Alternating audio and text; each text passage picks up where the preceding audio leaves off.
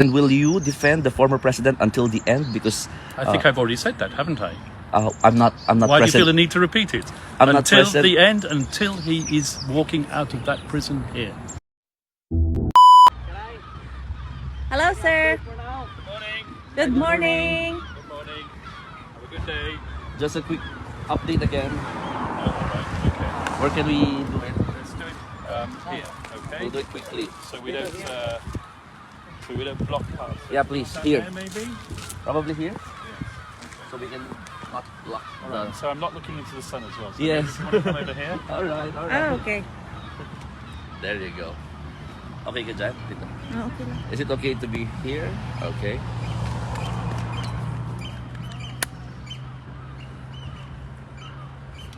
Oops. All right. Are you okay?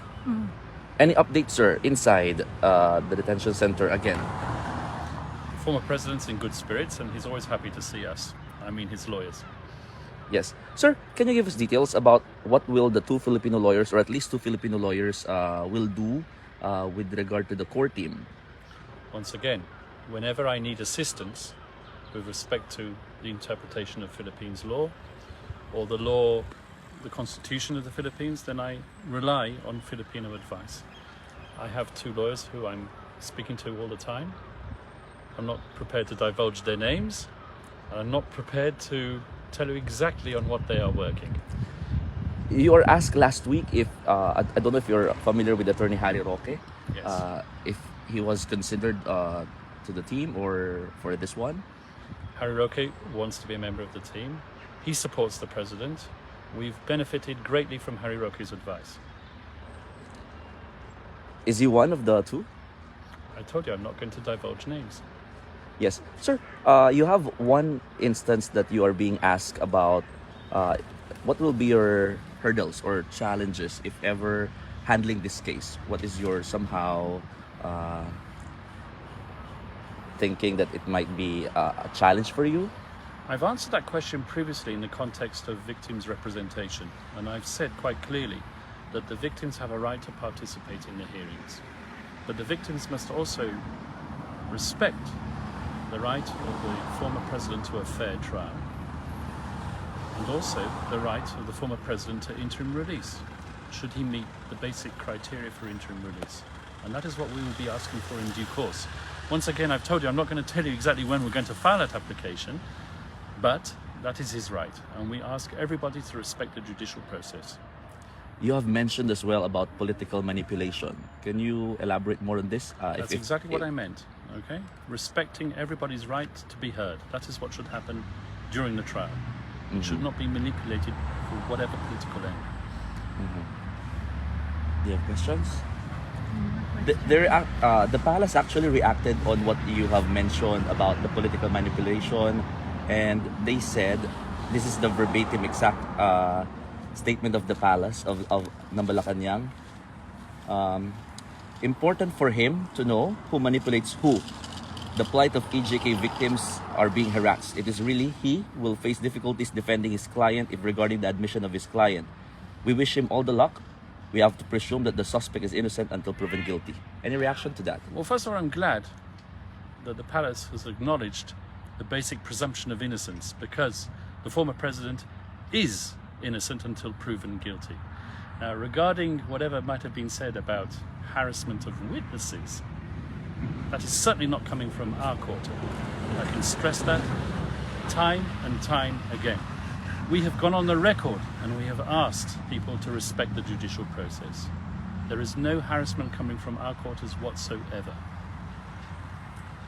How is attorney, what's the name of that? Dov Jacobs is the latest lawyer. How will he help the team? Dov Jacobs was appointed, as you might have seen yesterday from the website of the court, as associate counsel. He will be assisting me on one very discrete issue.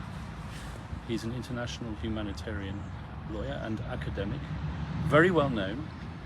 He's a member of the Leiden University. He lectures there. People in The Hague know him very well. And he's also a proponent of one of the issues which is, how can I put it, central to this case. And if you've been following the debate, the academic debate, which has surrounded the jurisdictional issues, you will realize why he is now in our team. He's somehow a big shot in your team. As far as I'm concerned, he's an extremely big shot. But then that's just my view. Okay? Sir, lastly... I wouldn't have hired him if I felt he wasn't a big shot. Wow, okay. Sir, I only hire big shots. Exactly. Lastly, are you seeking for legal aid to the ICC? I've for told this you one? time and time again, I'm not going to comment on funding. Okay. And will you defend the former president until the end? Because I think I've already said that, haven't I?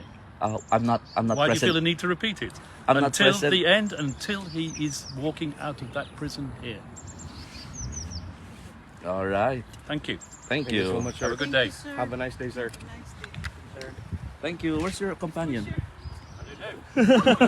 I think she's there. Thank you, sir. Medyo ano. Ay, na-late ko. Ang bayan ko'y tanging ikaw, Pilipinas kong mahal, ang puso ko at buhay man sa iyo'y ibibigay, tungkulin kong gagampanan, nanali kang balilingkuran, pamalayang mo'y papankaryan, Pilipinas kong nihirang. To my countrymen,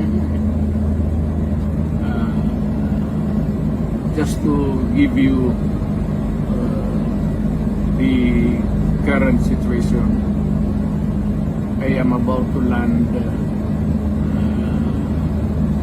sa Hague. Galing ako Dubai, stopover for it's a long haul, it's a long flight. Okay ako. Do not worry. And I think this is something to do with the